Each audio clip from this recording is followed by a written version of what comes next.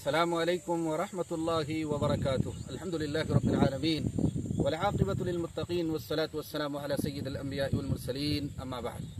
সম্মানিত দর্শক মণ্ডলী, লোকেরা আপনার গীবত করে, আপনার পরচর্চা করে, পরনিন্দা করে দুঃখিত হওয়ার দরকার নেই, পেরেশান হওয়ার দরকার নেই। আর এ নিয়ে টেনশন করবেন না, চিন্তায় চিন্তিত হবেন না। কারণ যত বেশি আপনার গীবত করা হবে তত বেশি আপনার নেকি বাড়বে। কারণ যে গীবত করেছে তার নেকিগুলো আপনার আমলনামায় ট্রান্সফার করা হবে।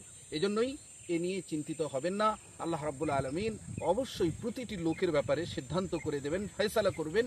আর এই ফয়সালা এমন হবে যে ইনসাফ হবে, কারো বিরুদ্ধে জুলুম হবে না, অন্যায় হবে না, অত্যাচার হবে না। তাই আপনার কাছে বিনীত অনুরোধ, যদি আপনার কেউ গীবত করে তাহলে আপনি এমনভাবে তার সঙ্গে চরিত্র ব্যবহার নিয়ে আসুন যে ব্যবহারের কারণে সে অবশ্যই গীবত থেকে পিছনে সরে যায়, গীবত থেকে দূরে সরে যায়, আর যেন জীবনে সে গীবত না করে। তারপরেও যদি কেউ গীবত করে তাহলে চিন্তায় চিন্তিত হবেন না, কারণ আপনার নেকি বিনা কষ্টে আর বিনা পরিশ্রমে আপনি পেয়ে যাচ্ছেন। আল্লাহ রাব্বুল আলামিন আমাদের সকলকে গীবতের মতো জঘন্য অপরাধ, জঘন্য গুনাহ থেকে হেফাজত করুন।